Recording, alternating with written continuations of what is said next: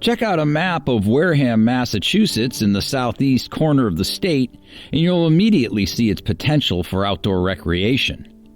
Situated at the very head of Buzzards Bay, the town boasts more than 54 miles of coastline, extending from the mouth of the Weweantic River to Buttermilk Bay. Inland, you'll find numerous freshwater ponds, along with parcels of undeveloped forest. Additionally, 3 large rivers flow through the town's interior before meeting with the bay, which is ringed by tidal marshland and open beaches. The Weweantic River in particular plays an important role in the marine ecosystem of Buzzards Bay and beyond.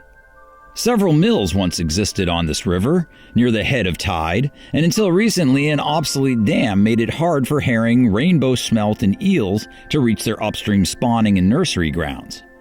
That all changed in 2016, when the dam was removed during a project led by Buzzards Bay Coalition's restoration ecologist, Sarah Quintal.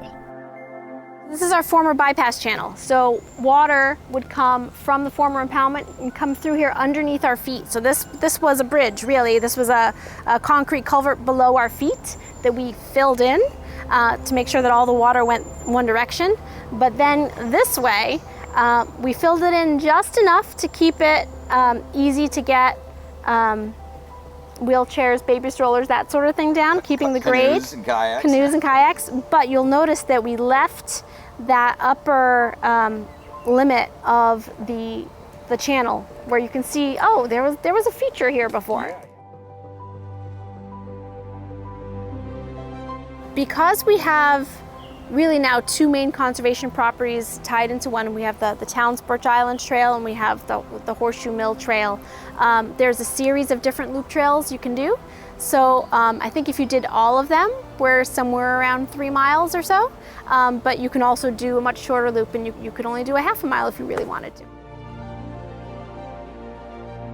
There's a wide variety of fish here. And the most unique fish here is rainbow smelt. So rainbow smelt, they don't get very large, but this is the southernmost breeding location for that fish species on the East Coast. So where do they spawn? Don't they like kind of like a rocky bottom? Yeah, well, why don't we walk this way?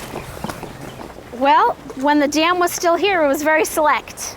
So starting about here, we're a little bit past low tide now, and we've had some rain, so there's a little bit of water coming through here, but basically from here to the bridge isn't very far. It's only about 100, maybe a couple of 100 feet.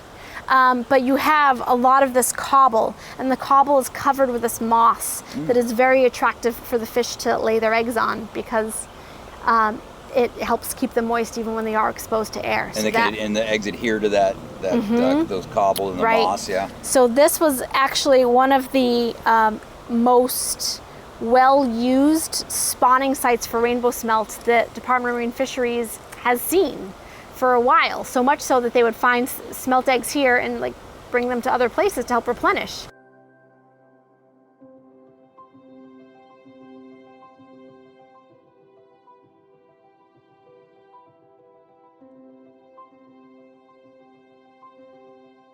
You know, the great success story here is that now we are seeing the natural river restored in the former impoundment.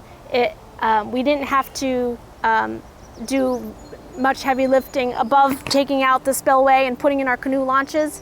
The river knew exactly where it wanted to be back in its old banks, and the native seed bank was still there. We didn't have to put in any plants in the former impoundment. Everything rebounded and greened up on its own. And we're seeing tremendous amounts of eel, and we are seeing signs of migratory fish spawning in the former impoundment, and the site looks beautiful. So we're really, really happy with how it's turned out. It's great for the fish, it's great for coastal resilience now that we've pulled the plug on this tidal restriction, and it's a really great spot to come fishing or to go for a walk.